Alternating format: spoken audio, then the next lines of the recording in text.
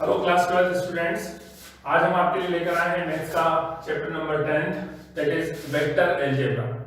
बहुत important chapter है। Important दो एस्पेक्ट से है। पहली चीज, बोर्ड एग्जाम के पॉइंट ऑफ व्यू से यदि हम देखें तो वेक्टर और 3D ये कंबाइनली अच्छा खासा पोर्शन कवर करता है पेपर का। और 3D जैसा कि जनरली कहा जाता है कि डिफिकल्ट चैप्टर है, पर यदि वेक्टर चैप्टर यदि आपको क्लियर हो जाता है तो 3D आपके लिए बिल्कुल भी डिफिकल्ट नहीं होगा। यदि आप इसे अच्छे से समझते हैं तो 3D जैसा डिफिकल्ट चैप्टर आपके लिए बहुत आसान हो जाता है। साथ ही साथ कॉम्पिटिटिव एग्जाम के हिसाब से यदि देखें, JEE के हिसाब से, तो इसके काफी सारे क्वेश्चन जो है एग्जाम में पूछे जाते हैं। बहुत इंपॉर्टेंट, ध्यान से आप सुने। तो जैसा कि चैप्टर का नाम है, यहाँ पर हम पढ़ने वाले हैं वेक्टर अलजेब्रा। तो सबसे पहले मैं वेक्टर का मतलब क्या है थोड़ा सा वो एक रिकॉल आपको करवा देता हूँ।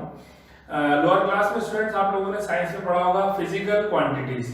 दो तरह की होती हैं फिजिकल क्वांटिटीज, यदि आपको ध्यान है तो scalar quantities and vector quantities. Scalar quantities उन फिजिकल क्वांटिटीज को बोलते हैं जिनको एक्सप्रेस करने के लिए हमें सिर्फ मैग्नीट्यूड बताना सफिशिएंट होता है, उसके डायरेक्शन हमें मेंशन नहीं करना होता है। वहीं वेक्टर क्वांटिटीज वो क्वांटिटीज होती है जिसमें हमें डायरेक्शन और मैग्नीट्यूड दोनों साथ में मेंशन करना होते हैं, तभी वो क्वांटिटी मीनिंगफुल होती है, अदरवाइज नहीं। तो इस तरह की क्वांटिटी जिसमें मैग्नीट्यूड और डायरेक्शन दोनों एक्सप्रेस करना होते हैं वो कहलाता है वेक्टर क्वांटिटी। और quantities in which only magnitude is sufficient to express them are called scalar quantity. जैसे यहाँ कुछ एग्जांपल आप देख सकते हैं। स्केलर क्वांटिटी में मैंने लिखा है mass is a scalar quantity. यदि किसी ऑब्जेक्ट का मास आप मेजर करते हैं तो आप उसे केजी में मेजर करेंगे, ग्राम में मेजर करेंगे, पर उसमें डायरेक्शन मेंशन करने की जरूरत नहीं होती। मतलब सिर्फ यदि आपने उसका बता दिया कि सपोज कोई स्टूडेंट्स बॉडी है, इसका मास 2 kg है, that is sufficient. Direction mention करना जरूरी नहीं। सिमिलरली लेंथ, किसी पाथ की लेंथ आप बताने जा रहे हैं तो वो भी एक स्केलर क्वांटिटी है। वहीं आप देखेंगे फोर्स एक ऐसी क्वांटिटी है जिसमें आपको डायरेक्शन भी मेंशन करना होता है। सपोज आप कहीं चाहते हैं, सपोज 5 न्यूटन फोर्स अप्लाई हो, तो 5 न्यूटन फोर्स अप्लाई हो तो आपको मेंशन करना पड़ेगा इन विच डायरेक्शन। तो डायरेक्शन इज आल्सो नेसेसरी। तो this type of quantities are known as vector quantity. इसी तरह से एक और एग्जांपल है डिस्प्लेसमेंट। डिस्प्लेसमेंट को भी आप जो समझ सकते हैं, मान लीजिए आप पॉइंट ए पर हैं और डिफरेंट पाथ से मूव करते हुए आप पॉइंट बी तक पहुंचे, तो आपका डिस्प्लेसमेंट जो है वो ए और बी के बीच की शॉर्टेस्ट डिस्टेंस कहलाएगा। तो आपको डिस्टेंस के साथ साथ डायरेक्शन भी मेंशन करना होता है। तो displacement is a vector quantity. इस तरह से काफी सारे क्वांटिटीज आप बुक के अंदर देखेंगे, आपको मिलेंगी, जिन्हें आप अलग अलग तरह से क्लासिफाई कर सकते हैं स्केलर और वेक्टर में। तो जस्ट इंट्रोडक्शन था ये। अब क्योंकि एक नया चैप्टर अपन पढ़ने जा रहे हैं तो आपको इसमें वेक्टर अलजेब्रा को समझने के लिए पहले जरूरी है कुछ टर्म्स आप अच्छे से क्लियर कर लें। जब तक वो टर्म्स क्लियर नहीं होंगे तब तक वेक्टर अलजेब्रा भी आपको बहुत अच्छे से क्लियर नहीं होता। उनको कुछ टर्म्स को मैं आपको समझाने जा रहा हूं। तो सबसे पहली टर्म जो मैं एक्सप्लेन करूंगा that is position vector of a point P। कोई भी पॉइंट है जिसका हमें पोजीशन वेक्टर एक्सप्रेस करना है और उस पॉइंट के कोऑर्डिनेट गिवन है A B C, A, B, C। तो पोजीशन वेक्टर का मतलब क्या होता है पहले हम ये देख लें। सपोज ये 3 डायमेंशनल स्पेस है, यहाँ पे ड्रॉ करा हुआ आप देख सकते हैं 3 डायमेंशनल स्पेस, और ये है पॉइंट P जिसके कोऑर्डिनेट गिवन है A B C। तो इसका पोजीशन वेक्टर पता करने का मतलब ये होता है कि आपको ये देखना है कि पॉइंट P की position with respect to origin कहां है। ठीक है, ओरिजिन के रिस्पेक्ट में पॉइंट P की पोजीशन बताने वाला वेक्टर कहलाता है position vector of the point. क्या मतलब हुआ इस बात का, इसको आप एक एग्जांपल से समझें। मान लीजिए आप कहीं खड़े हुए हैं बाहर और कोई आपसे एड्रेस पूछता है किसी पर्टिकुलर लोकेशन का, सपोज आपके स्कूल का एड्रेस पूछता है, तो आप उसे बताते हैं कि इस डायरेक्शन में इतनी दूरी पर आपका स्कूल है। यहाँ आप दो क्वांटिटी मेंशन करते हैं, एक डिस्टेंस बताते हैं और एक डायरेक्शन। तो डिस्टेंस और डायरेक्शन दोनों मिलकर कंबाइनली वो बन जाता है वेक्टर। वो बताता है आपके स्कूल की position with respect to you, जहां पर आप खड़े हैं। तो इसी तरह पॉइंट P की पोजीशन बताता है OP vector with respect to origin. ठीक है, तो ओरिजिन के रिस्पेक्ट में किसी भी पॉइंट की पोजीशन बताने वाले वेक्टर को हम कहते हैं position vector of that point. इसको लिखने का एक टिपिकल तरीका है, जैसे मान लीजिए मैं पॉइंट P का पोजीशन वेक्टर लिख रहा हूं, तो ये होगा पॉइंट P का पोजीशन वेक्टर जिसे हम OP वेक्टर पढ़ते हैं, और ये होगा AI cap plus BJ cap plus CK cap.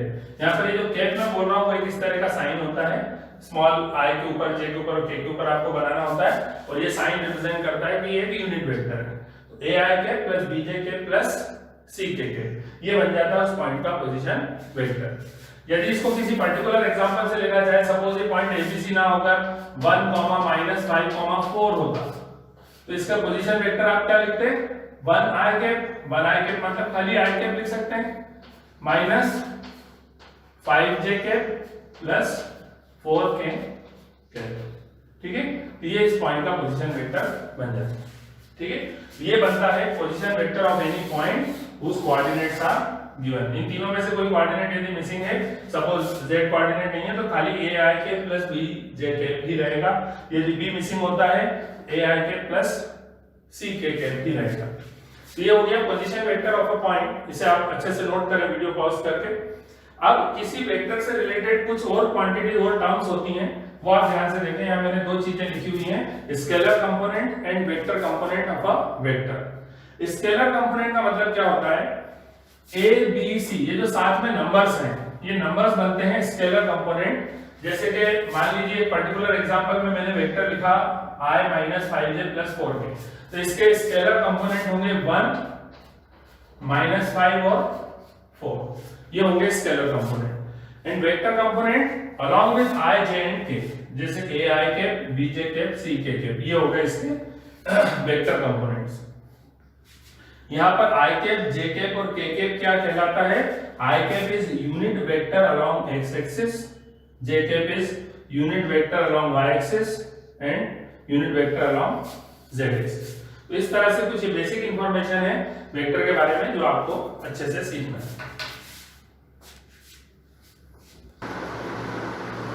अभी हम देखेंगे किसी भी वेक्टर का मैग्नीट्यूड कैसे फाइंड करना है। मैग्नीट्यूड मतलब ये वाली डिस्टेंस कैसे हम फाइंड करेंगे।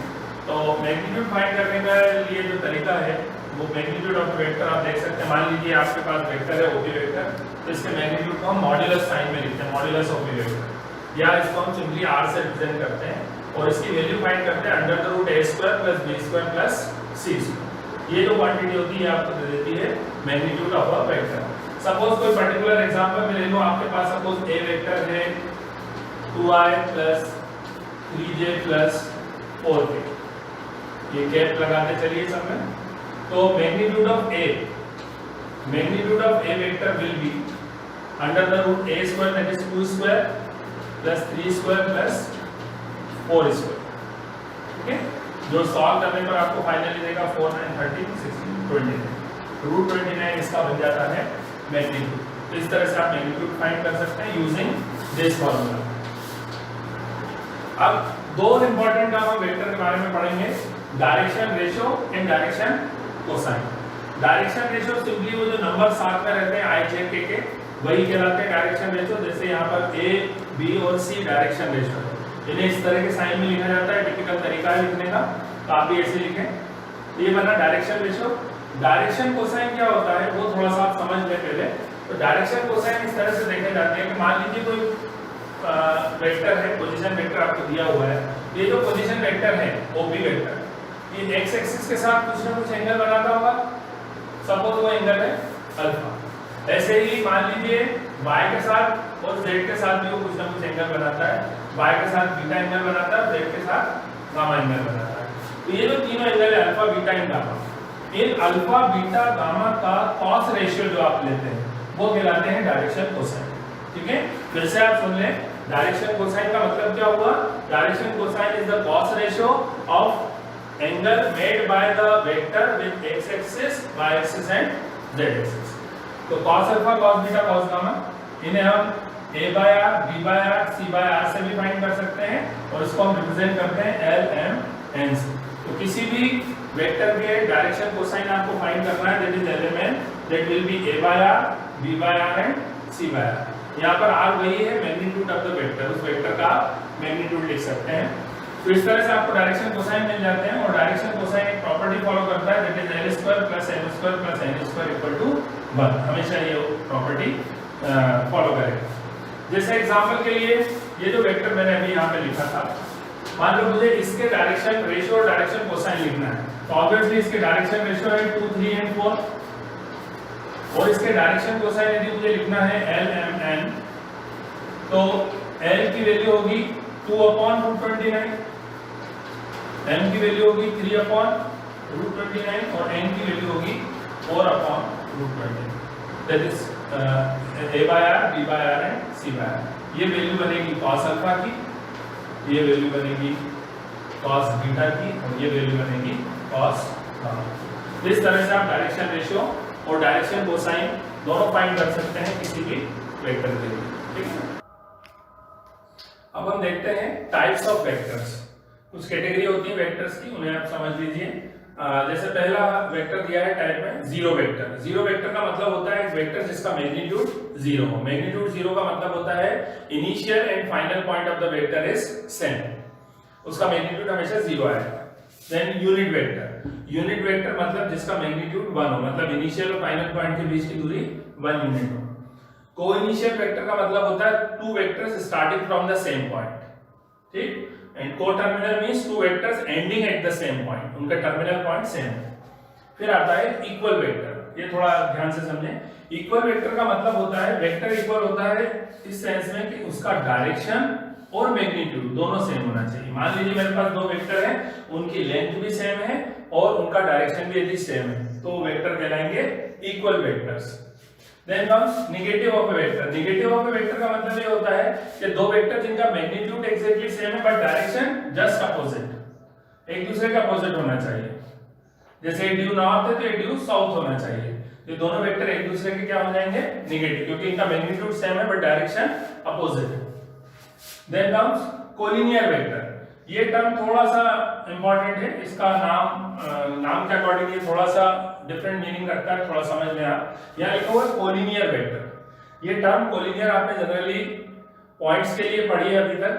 Points lying on the same line is known as collinear point. पर यहाँ पर एक और मीनिंग हम देखेंगे वेक्टर के सेंस में, दैट इज पैरेलल वेक्टर। दो वेक्टर पैरेलल कब हो सकते हैं? मान लीजिए ये वेक्टर्स हैं, भले इनका मैग्नीट्यूड कुछ भी हो पर ये दोनों का डायरेक्शन सेम है, तो वेक्टर एक दूसरे के पैरेलल है।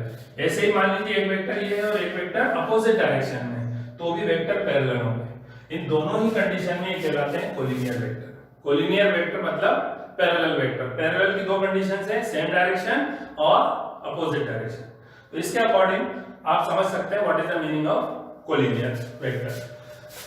यहाँ पर इसको समझने के लिए क्वेश्चन मैंने आपको दिया है, वो आप ध्यान से देखें। उस क्वेश्चन की हेल्प से आपको बहुत आसानी से समझ में आ जाएगा ये कंसेप्ट। यहाँ पर मैं दो तीन बातें बताऊंगा। ये एक स्क्वायर है, ठीक है। इसका शेप हो सकता है आपको थोड़ा सा अलग दिख रहा हो, पर आप मान लें कि ये एक स्क्वायर है। स्क्वायर मतलब चारों साइड्स सेम है। अब इनके ये चारों साइड्स कुछ वेक्टर से मिलकर बनी है। ये ए वेक्टर है, बी वेक्टर है, सी वेक्टर और डी वेक्टर। इनके डायरेक्शन इस एरो से एक्सप्रेस करे हुए हैं, वो भी आप समझ। अब मान लीजिए आपसे पूछा जाता है नेम कोइनिशियल वेक्टर्स। इस डायग्राम में आपको कोइनिशियल वेक्टर कहां दिख रहे हैं? तो आप नोटिस करेंगे ए वेक्टर और डी वेक्टर ये दोनों के इनिशियल पॉइंट सेम है, इसलिए ए और डी क्या बन जाएंगे? कोइनिशियल वेक्टर। तो कोइनिशियल वेक्टर आपसे कोई पूछता है तो आंसर है A vector and D vector. मान लीजिए आपसे कोई पूछता है व्हाट आर कोटर्मिनल वेक्टर, तो कोटर्मिनल वेक्टर हो जाएंगे डी वेक्टर और C vector. D vector and C vector are the coterminal, क्योंकि उनके एंड पॉइंट्स एक ही जगह है। मान लीजिए आपसे कोई पूछता है इक्वल वेक्टर। इक्वल वेक्टर कहां है? तो आप देख सकते हैं कि अपोजिट साइड से तो साइड्स तो इक्वल होंगी, पर इक्वल वेक्टर होने के लिए डायरेक्शन भी सेम होना जरूरी है। तो अपन देखें ए और सी के डायरेक्शन अपोजिट है, बी और डी के डायरेक्शन सेम। देख लीजिए दोनों डाउनवर्ड जा रहे हैं, ठीक है। तो बी और डी हुए इक्वल वेक्टर। और नेगेटिव ऑफ ए वेक्टर की यदि बात आती है तो ए और सी हो जाएंगे नेगेटिव ऑफ ए वेक्टर, ठीक। एंड कोलिनियर वेक्टर की बात यदि आती है, ए और सी भी कोलिनियर है, बी और डी भी कोलिनियर है, but collinear with the same direction सिर्फ बी और डी। कोलिनियर भी है और डायरेक्शन भी सेम है, ठीक है। तो इस तरह से आप ये सारे टाइप समझ सकते हैं। और इसी तरह से एक और एक प्रैक्टिकल एप्लीकेशन बेस्ड क्वेश्चन है, यहां पर आप देख सकते हैं। Represent graphically a displacement 40 kilometre 30 degree west of south. क्या मतलब है इस बात का? आपको किसी पॉइंट का डिस्प्लेसमेंट बताना है जो 40 किलोमीटर दूरी तक हुआ है और डायरेक्शन उसका मेंशन है 30 डिग्री वेस्ट ऑफ साउथ। तो तो यहाँ पर आप देखें मैंने एक डायरेक्शन के लिए ग्राफ बना रखा हुआ है, north south east and west, और आपको चलना है 30 डिग्री वेस्ट ऑफ साउथ, मतलब डायरेक्शन में कुछ ये होगा और ये एंगल हो जाएगा 30 डिग्री, और इसका डिस्टेंस कितना होगा 40 किलोमीटर। तो ये बनेगा 40 kilometre 30 degree west of south. तो इस तरह से आप एक्सप्रेस कर सकते हैं। ऐसे कई क्वेश्चन बुक में दिए हैं जिन्हें आप सॉल्व करें। स्टूडेंट्स, अब हम देखने जा रहे हैं एडिशन ऑफ टू वेक्टर। जैसा कि चैप्टर का नाम है अलजेब्रा, मतलब वेक्टर अलजेब्रा, मतलब हमें वेक्टर का पूरा अलजेब्रा सीखना है, मतलब उसे कैसे हम ऐड करेंगे, सबट्रैक्ट करेंगे, मल्टीप्लाई करेंगे, सारी चीजें हम इस चैप्टर में सीखते हैं। तो इसी सीक्वेंस में सबसे पहली चीज जो मैं आपको बताने जा रहा हूं that is addition of two vectors. दो वेक्टर्स को ऐड कैसे करा जाता है। तो आप ऐसा मान लीजिए कि कहीं भी स्पेस में दो वेक्टर हैं, एक ए वेक्टर और एक बी वेक्टर, इन्हें आपको ऐड करना है। तो इसको ऐड करने के दो रूल हैं, एक कहलाता है ट्रायंगल रूल, जिसे हम डिस्प्लेसमेंट रूल से जानते हैं। तो इस रूल में हम क्या करते हैं कि जिन वेक्टर्स को हमें ऐड करना है उन वेक्टर के इक्वल वेक्टर हम इस तरह से ले लेते हैं कि वो ट्रायंगल की दो साइड से एक्सप्रेस हो जाए। आप देखिए ए वेक्टर की जगह मैंने यहाँ पे ये ले लिया है वेक्टर, और बी वेक्टर की जगह एक दूसरा वेक्टर ले लिया जो बी वेक्टर के बराबर ही है, और ये दोनों ट्रायंगल की दो साइड से एक्सप्रेस हो रहे हैं। तो अकॉर्डिंग टू ट्रायंगल रूल इन दोनों का जो एडिशन होता है वो ट्रायंगल की थर्ड साइड से एक्सप्रेसिबल है। ठीक है, मतलब ट्रायंगल रूल ये बताता है कि if two vectors which can be expressed with the help of two adjacent sides of the triangle, then their addition can be expressed by third side of the triangle. It is also known as displacement rule. Displacement rule किस तरह से समझ में आता है? आप science में आप पढ़ते थे, मान लीजिए ट्रायंगुलर पाथ पे आप चल रहे हैं, मान लीजिए आप A से B तक चले और B से C तक चले, तो आपका डिस्प्लेसमेंट क्या हुआ? A से C। तो A से C जो है वही आपका रिजल्ट देता है, इसलिए इसे ट्रायंगल रूल या फिर हम इसे डिस्प्लेसमेंट रूल कहते हैं। इसी तरह से समझने के लिए एक और है that is known as parallelogram rule, या फिर हम उसे फोर्स रूल कहते हैं।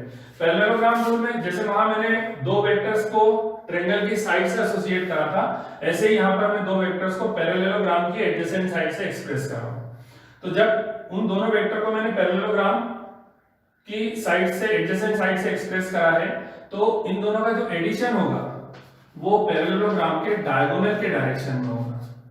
ठीक है, इसे हम फोर्स रूल से समझते हैं। फोर्स रूल से आप ऐसे समझ लीजिए कि मान लीजिए यहाँ पर कोई एक पत्थर है जो धागे से इस तरह से बंधा हुआ इन दो डायरेक्शन में, और धागे को आप इन दो डायरेक्शन में ऐसे पुल करते हैं, एक साथ पुल करेंगे, तो जो स्टोन है वो कौन से डायरेक्शन में आगे बढ़ेगा? डायगोनल के डायरेक्शन में। इसीलिए इसे हम पैरेललोग्राम या फिर फोर्स रूल भी कहते हैं। ये तो हुई रूल की बात, बट एक्चुअली जब भी हम वेक्टर्स को ऐड करते हैं तो ऐड करना बड़ा सिंपल है, सिंपली अलजेब्रिक एडिशन जैसा ये रहता है। जैसे मान लीजिए एक एग्जांपल मैंने लिखा है, A vector is this and B vector is this. आपको दोनों का एडिशन फाइंड करना है। यहां भी आपको रूल की कोई जरूरत नहीं है, आप डायरेक्ट ऐड करिए, जो करस्पॉन्डिंग कंपोनेंट्स है उन्हें आप ऐड कर दें। तो ये हो जाएगा 7i, इन दोनों का एडिशन आएगा 5j, और इन दोनों का एडिशन आएगा 8k। सिंपली आप ऐड कर सकते हैं बाय एडिंग करस्पॉन्डिंग कंपोनेंट्स। इसी तरह से इन वेक्टर्स का आपको डिफरेंस फाइंड करना है। मान लीजिए ए वेक्टर माइनस बी वेक्टर, तो वो भी बड़ा आसान है। 2 - 5 आप करेंगे तो रिजल्ट आएगा -3i, -3 - 8 करेंगे तो हो जाएगा -11j, और 11 - -3 करेंगे तो हो जाएगा 14k। तो इस तरह से आप इजीली किसी भी वेक्टर को ऐड या सब्ट्रैक्ट कर सकते हैं। ठीक है, तो ये हो गया एडिशन एंड सब्ट्रैक्शन। अभी एक और चीज हम देख लेते हैं, multiply a vector by scalar. किसी वेक्टर को नॉन वेक्टर क्वांटिटी से यदि आप मल्टीप्लाई करना चाहते हैं, बिल्कुल सिंपल है। मान लीजिए एक वेक्टर आपको दिया है 2i + 4j + 8j। मुझे फाइंड करना है हाफ ऑफ ए वेक्टर, मतलब मुझे हाफ को ए वेक्टर से मल्टीप्लाई करना है। तो जब भी मैं स्केलर क्वांटिटी को मल्टीप्लाई कर रहा हूं तो सारे कंपोनेंट उस क्वांटिटी से मल्टीप्लाई हो जाएंगे। तो 2 × ½ विल गिव 1, तो ये हो जाएगा i, ऐसे ये हो जाएगा 2j, और ये हो जाएगा 4k। मान लीजिए इसके अलावा मुझे कुछ और फाइंड करना होता, सपोज मुझे 3a वेक्टर फाइंड करना होता, तो मुझे सबको 3 से मल्टीप्लाई कर देना है। तो ये हो जाता 6i + 12j + 24k। इस तरह से हम किसी भी वेक्टर को स्केलर क्वांटिटी से मल्टीप्लाई कर सकते हैं।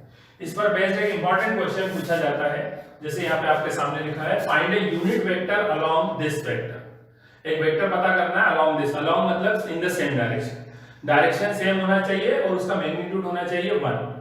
ठीक है, तो इस तरह के केस में हम क्या करते हैं, मान लीजिए वेक्टर मुझे दिया है तो मैं सबसे पहले इस वेक्टर का मैग्नीट्यूड फाइंड कर लूंगा।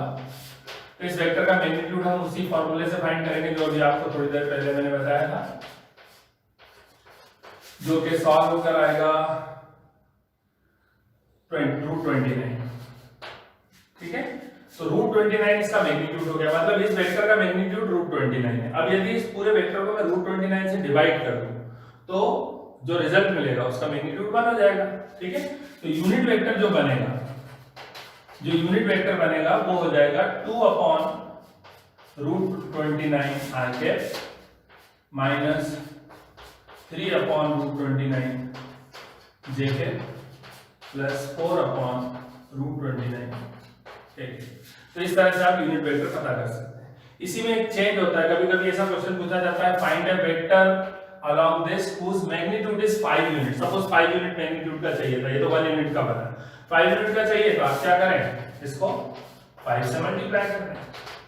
ठीक है, तो इस तरह से इस टाइप के क्वेश्चन भी आप आसानी से सॉल्व कर सकते हैं।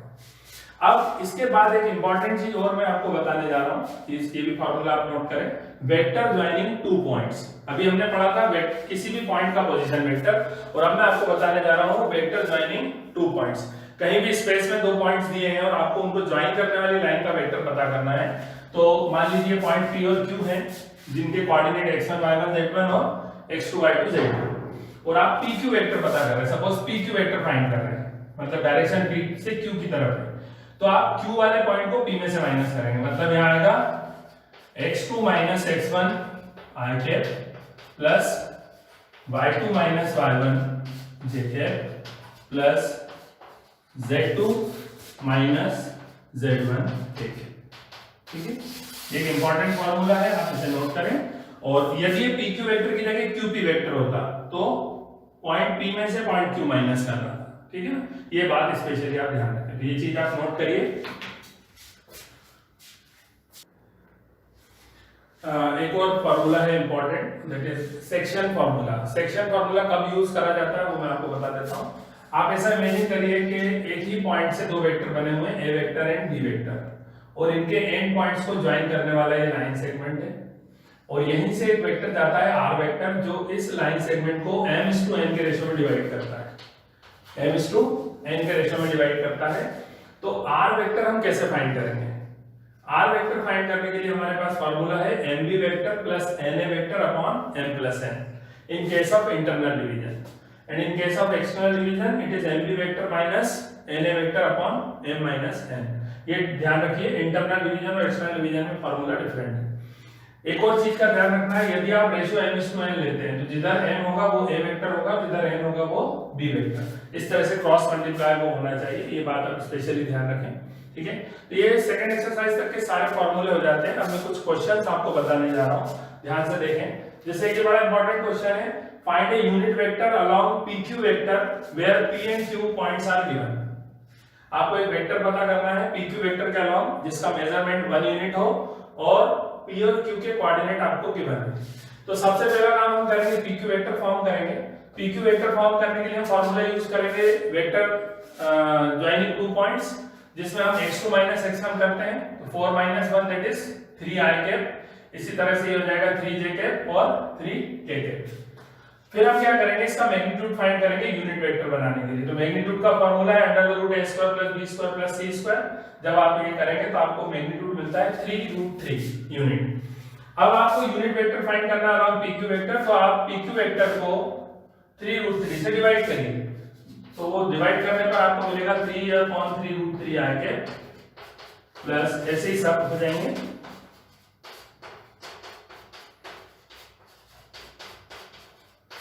ठीक है, यहाँ पर बाय चांस ऐसा हो रहा है ये 3 कैंसिल हो रहा है तो आप कैंसिल कर दीजिए और आपको फाइनल रिजल्ट मिलेगा i cap upon √3 plus j cap upon √3 plus k cap upon √3। ये जो बना, ये बना unit vector along PQ vector, direction same है और इसका मैग्नीट्यूड होगा 1। ठीक है, दो और अच्छे क्वेश्चन मैं आपके लिए लाया हूं, देखिए आप। पहला क्वेश्चन है find direction cosine of vector this. आपको एक वेक्टर गिवन है, आपको उसके डायरेक्शन कोसाइन निकालना है। तो हमेशा डायरेक्शन कोसाइन के लिए सबसे पहले आपको r फाइंड करना होता है। तो हमने यहाँ मैग्नीट्यूड फाइंड करा, जो कि हमें मिला √14। फिर डायरेक्शन कोसाइन का formula LMN, that is a/r, b/r and c/r। तो उसके अकॉर्डिंग आपको मिलेगा 1/√14, 2/√14 एंड 3/√14। ये हो गए इस वेक्टर के डायरेक्शन कोसाइन। इसे बहुत जगह यूज करा जाता है, अप्लाई करा जाता है। जैसे क्वेश्चन एक और है इसी पर बेस्ड है, show that vector i + j + k is equally inclined with OX, OY and OZ। यहाँ OX, OY और OZ का क्या है, ये है तीनों एक्सेस, ठीक है, ये OX, OY एंड OZ, ठीक है। तो इक्वली इंक्लाइंड बताने के लिए हम क्या करते हैं, इस वेक्टर के डायरेक्शन कोसाइन फाइंड करते हैं। तो सबसे पहले मैग्नीट्यूड फाइंड करेंगे जो √3 मिलेगा, और डायरेक्शन कोसाइन फाइंड करेंगे तो वो आएंगे 1/√3, 1/√3 एंड 1/√3। और ये वैल्यू बनेगी किसकी, cos alpha, cos beta, cos gamma. आप देख रहे हैं cos alpha, cos beta, cos gamma की वैल्यू सेम है, मतलब ये जो एंगल है अल्फा, बीटा और गामा वो तीनों इक्वल है। क्योंकि अल्फा, बीटा, गामा तीनों इक्वल है, तो हम कह सकते हैं कि this vector is equally inclined with OX, OY and OZ। तो इस तरह से ये सेकेंड एक्सरसाइज तक के कंसेप्ट क्लियर मैंने आपको कर दिए हैं। चैप्टर अभी बड़ा है, 2 एक्सरसाइज हैं, काफी कठिन और इम्पोर्टेंट है, वो आपको नेक्स्ट वीडियो में मिलेंगी। तब तक आप इसकी प्रैक्टिस जरूर करें। और जो भी क्वेश्चंस आपको नहीं आते हैं, आप मुझे कमेंट बॉक्स में दे सकते हैं, जिसे मैं अगली बार में एक्सप्लेन कर दूंगा, या आप मेरे व्हाट्सएप नंबर पर भी आप उसे सेंड कर सकते हैं, तो उसका सॉल्यूशन एक्सप्लेनेशन आपको मिल जाएगा। Thank you.